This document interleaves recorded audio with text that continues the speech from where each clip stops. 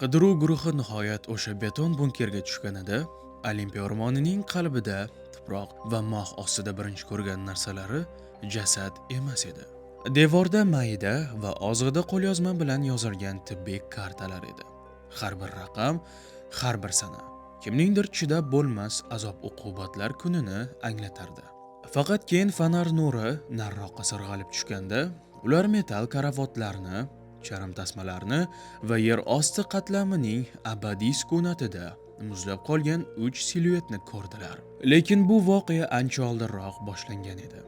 3 yosh ayol shunchaki dam olish kunlarini tabiatda o'tkazmoqchi bo'lganlarida, ularni sarguzasht emas, balki oylab davom etgan sekin azob-uqubatlar kutayotganidan bexabar edilar. Agar siz g'ayritabiiy o'rmonda yer ostida nima yashiringan bo'lishi mumkinligi haqida o'ylab titrab ketgan bo'lsangiz, izoh yozing. Chunki 1998-yil yozida Olimpiya tog'larida sodir bo'lgan voqea eng dahshatli tasavvurlardan ham oshib ketadi. Rachel Lynn har doim tog'larni yaxshi ko'rardi. 25 yoshida u Vankuverdagi kichik sayohat agentligida menejer yordamchisi bo'lib ishlardi va bir kun o'z ekologik turizm biznesini ochishni orzu qilardi. Uning do'sti Debora Clark 24 yoshda bo'lib, boshlang'ich maktabda ingliz tilidan dars berardi va yovvoyi tabiatni suratga olishni yaxshi ko'rardi. Uning Instagram sahifasi tumanli tong otishlari va qorli cho'qqilar tasvirlari bilan to'la edi. Monika Vincent guruhning eng kattasi, 26 yoshda, shahar kasalxonasida hamshira bo'lib ishlaydi va har doim ularning birgalikdagi sayohatlarni tashkil qiluvchi, marshrutlarni tuzuvchi, ob-havo tekshiruvini va lagerni band qiluvchi odam edi. Ular talabalik paytidan do'st edilar va har yozda shahar shovqinidan uzoqroq, sukunat va qarag'aylarga yaqinroq joyga birgalikda chiqishga harakat qilardilar.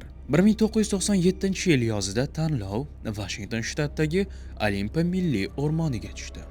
Afsonaviy, deyarli mistik joy. Zumrad mох bilan qoplangan qadimiy igna bargli daraxtlar, ertalabda daraxt tanalari orasida suzib yuradigan tumanlar, tog' daryolari va faqat shamol shitirlashi va qayerdadir osmonda qichqirayotgan qirg'iy ovozida mutlaq sukunat. O'nlab kilometr mobil aloqasiz, odamlarsiz, sivilizatsiyasiz. Dam olish uchun yoki ishsiz g'oyib bo'lish uchun mukammal joy.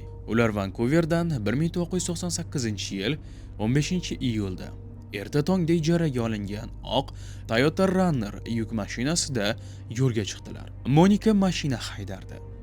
Rachel tizzasida xarita bilan yonida o'tirardi. Debora esa orqa o'rindiqda allaqachon fotoapparatni chertib, yo'l manzaralarini suratga olar edi. Ob-havo issiq. Bu joylar uchun deyarli jazirama edi. 28 daraja. Bulutsiz osmon, yengil shamol. Tabiatning o'zularining sayohatini marhamat qilayotganga o'xshardi. Shunga yaqin ular shtatlar o'rtasidagi chegaralarni kesib o'tdilar va Olimpiya milliy o'rmoni hududiga kirdilar. Mount Lena deb nomlangan yo'l boshidan kichik ranger punkti joylashgan edi. Shamol va yomg'ir tomonidan yirtilgan yog'och kabina va eskirgan tashrif buyuruvchilar ro'yxati kitobi. Monika mashinani to'xtatdi va qizlar stendga yaqinlashdilar. Navbatchi yosh ranger 30 yoshlarda, forma kiygan va jurnal imzolardi. Rejalashtirilgan marshrutni va qaytish sanasini ko'rsatishlarini so'radi. Monika chiroyli qo'lyozma bilan ularning ismlarini, mashina raqamini va eslatmani yozdi. Qaytish 18-iyul, 3 kundan keyin. Bu standart sayohat edi.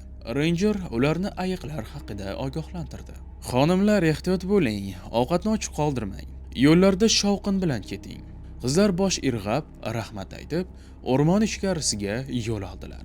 Oq yuk mashinasi ulkan archa va daraxtlar o'rtasida aylanib yuradigan tor tuproq yo'l bo'ylab harakatlandi. Quyosh zich igna bargli shoxlar orasidan kamdan kam oltin nurlar bilan o'tar edi. Havodan nam tuproqning hidi kelardi. Debora esa suratga olishni to'xtatmasdi. 2006-yil issiq yoz va qorong'u bo'ldi. Olimpiya milliy o'rmonida vaqti bilan kichik yong'inlar chiqardi. Quruq o't-o'lan, igna bargli daraxtlar jazirama o'z ishini qilardi. 11-avgustda o'rmon chuqurligida Mount Lena yo'lida, taxminan 5 kilometr narida mahalliy yong'in boshlandi. Tutunni kuzatuv minorasidan payqashdi. va joyga zudlik bilan o't o'chirish brigadasi yo'lga chiqdi. Olov katta emas edi, lekin shamol tufayli juda ham tez tarqalardi. O't o'chiruvchilar bilan bir necha soat ishladilar. Kechqurun olovni lokalizatsiya qilishga muvaffaq bo'lishdi.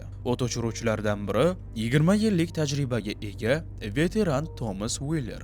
U kuygan joyni o'choq ko'mirlarini qidirib tekshirar ekan, oyog'i birdaniga cho'kib ketdi. Chuqur emas, taxminan 20 sm. Lekin Thomas deyarli yiqilib tushishi mumkin edi.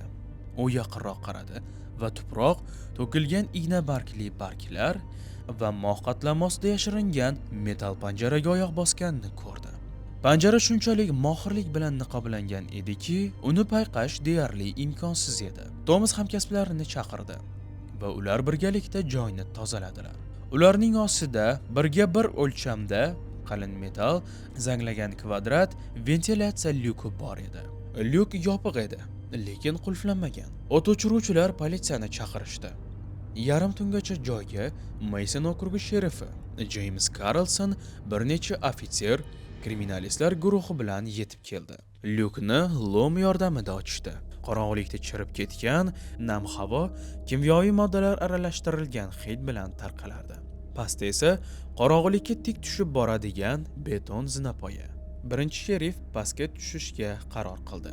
Uning orqasidan fonar va quroli tayyor holda ikki ofitser tushdi. Zinapoya tor koridorga olib borardi. Uning devorlari beton bilan qoplangan. Ba'zi joylarda esa archilib ketgan mog'or va to'xtab qolgan suv hidlari tarqalardi. Koridor og'ir metall eshik bilan tugardi. U yarim ochiq edi. Sherif uni yelkasi bilan itardi va u g'ijirlab bo'ysunardi. Uning orqasida taxminan 6 ga 8 metr o'lchamdagi xona ochildi va ular ko'rgan narsa hatto tajribali ofitserlarni ham jim dahshatda muzlatib qo'ydi. Ichkarida laboratoriya yoki bir vaqtlar shunday bo'lgan narsa bor edi. Devorlar bo'ylab qalin chang qatlami bilan qoplangan metall stollar turardi. Stollarda zanglagan tibbiyot asboblar, bo'sh shpritslar, ichida qurigan suyuqlik qoldiqlari bo'lgan shisha probirkalar yotardi. Burchaklarda qo'l va oyoqlardagi charm tasmali 3 ta tibbiy kreslo joylashgan edi. Tasmalar eski, yorilib ketgan, lekin hali ham mustahkam edi. Yonida shtativdagi tomchilatgichlar turardi. Ularning naylari jonsiz ilonlar kabi osilib turardi. Devorlardan birida oq doska osilgan edi. Marker bilan yozilgan. Yozuvlarning rangi o'chgan edi. Lekin hali ham o'qishning iloji bor edi. Doskada ekstraksiya sikli nomer 4. Boshlanishi 12 sentyabr 1998-yil. Estrogen darajasi 340% ga oshgan. Subyekt B'ning omon qolishi kritik. Prolaktin dozasini 25% ga oshirildi. Raqamlar ustunlari, grafiklar va hisob-kitoblar. Bularning hammasi dahshatli film qahramoni aqldan ozgan olimning yovuzliklariga o'xshardi. Lekin haqiqat bundan ham dahshatliroq edi. Xonaning narigi burchagida plastik parda bilan ajratilgan yana bir bo'lim bor edi. Sherif uni tortdi va orqaga chekindi. U yerda 3 ta metall karavot turardi. Ularning ikkitasida metall raqamlarga tasmalar bilan bog'langan jasadlar yotardi. Uchinchi jasad eshigi yarim ochiq holda turgan eski tibbiy muzlatgichda edi. Jasadlar vaqt va yer osti iqlimining o'ziga xos sharoitda. Quruqlik, hasharotlarning yo'qligi, barqaror harorat. Bular tufayli ular mumiyolangan edi. Go'shtlari qurib qolgan edi. Lekin yuz belgilari yosh ayollar ekanligini taxmin qilish uchun yetarlicha saqlanib qolgan edi. Karavotlarning birida kiyim qoldiqlari yotardi. Qandaydir sayohat brendining logotipli rangli o'chgan futbolka, jinsi mato parchalari. Qurbonlardan birining bilaklarida qo'lda yozilgan plastik kasalxona bilaguzklari saqlanib qolgan edi. Politsiya zudlik bilan kriminalistika ekspertlari va sud tibbiyot ekspertlarini chaqirdi. Xonani qurshab olishdi. Diqqat bilan dalillar yig'ish boshlandi. Jasadlarni juda ehtiyotkorlik bilan eksgumatsiya qilishdi. Ekspertlar ko'plab tibbiy manipulyatsiyalar izlarini qayd etishdi. Qo'llarda ko'p martalik inyeksiyalardan teshiklar, tomir izlari, bilak va to'piqlarda tasmalardan chuqur izlar. DNK tahlili 2 hafta ichida natija berdi va bu natijalar hammani larzaga soldi. Qurbonlar Reychel Lin, Debora Clark va Monika Vinsent deb aniqlandilar. 8 yil avval ayni shu o'rmonda g'oyib bo'lgan 3 do'st. Sud-tibbiyot ekspertiza o'g'irlashdan keyin darhol o'lim sodir bo'lganligini aniqladi. Suyak to'qimalarining holati qisman saqlanib qolgan ichki a'zolardagi izlarga ko'ra, ekspertlar xulosaga kelishdi. Qizlar g'oyib bo'lgandan keyin kamida 4 yoki 6 oy tirik yashashgan. Shu vaqt davomida ularni yer osti laboratoriyasida ushlab turishdi va ustilaridan tajribalar o'tkazishdi. Kriminalistlar laboratoriyadagi metall qutilardan birida o'yib yozilgan plastinka topdilar. Yozuv qisman o'chirilgan edi, lekin mikroskop ostida o'qish mumkin edi. Proprietary proyekt, H harfi va Kean familiyasi.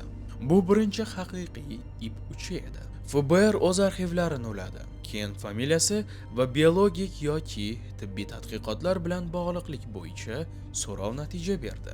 Dr. Howard Kean, biokimyogar va farmatsevtika ishlab chiqaruvchi. 1974-yilda Oregon shtatining Portland shahrida tug'ilgan. Berklikdagi Kaliforniya universitetida biokimyo bo'yicha doktorlik darajasini olgan. Bir nechta farmatsevtika kompaniyalarida ishlab, gormonal preparatlar tadqiqotlari bilan shug'ullangan. 1993-yilda Pharmtech Solution kompaniyasidan kompaniya siyosati va tibbiy etika me'yorlari bilan mos kelmaydigan neotik klinik eksperimentlarni taklif qilgani uchun ishdan bo'shatilgan. Tajriba tafsilotlari oshkor qilinmagan, lekin Keanning hamkasblari uning inson gormonlariga asoslangan yoshlik serumenini yaratish g'oyasiga berilib ketganini esladilar. Ishdan bo'shatilgandan keyin Kean ko'zdan yo'qoldi. 1995-yilda uni rasman g'oyib bo'lgan, keyinroq esa taxminiy vafot etgan deb e'lon qilishdi. Lekin endi aniq bo'ldiki, u o'lmagan edi. U yashirinib, shaxsini o'zgartirgan va tajribalarni yashirincha davom ettirgan. 2007-yil 23-martda FBR agentlari va politsiya Oregon qirg'oqidagi Astoria shahrida bir ustaxonaga kelganlarida Guar Keanning jasadini topdilar. Yonida uxlatuvchi dori shishasini va qaltirab yozilgan xat. Men faqat o'limni yengmoqchi edim, lekin uning xizmatkoriga aylandim, degan yozuvni topdilar. Reychel, Debora va Monikaning qoldiqlari oilalariga topshirildi. Dafn marosimi jim, deyarli intim muhitda o'tdi. Olimpiya o'rmonidagi yer osti laboratoriyasi esa muhrlab qo'yildi va keyinchalik yo'q qilindi. Uni portlatib, kirishlarni yopdilar. Tuproq bilan to'ldirishdi. Rasman xavfsizlik nuqtai nazaridan bu joyni yer yuzasidan o'chirib tashlash va uni dahshatli tush kabi unutish uchun. Reychel Lin, Debora Clark va Monika Vinsent hikoyasi inson hayoti qanchalik mo'rt va oddiy dunyo bilan koinot o'rtasidagi chegara qanchalik ingichka ekanligini eslatadi. Ular shunchaki dam olmoqchi, toza havo bilan nafas olmoqchi va bir necha surat olmoqchi edilar. Ular bu o'rmonda kimdir ularni allaqachon kutayotganini, inson hayoti faqat tajriba materiali bo'lgan kimsa borligini bilmas edilar. Va ular buning uchun hayotlari bilan badal to'lashdi. Siz Qora Papka kanalini tomosha qildingiz. Agar kanalda yangi bo'lsangiz, qo'ng'iroq va obuna tugmasini bosib qo'yishni unutmang. Keyingi videolarda ko'rishguncha xayr deb qolaman.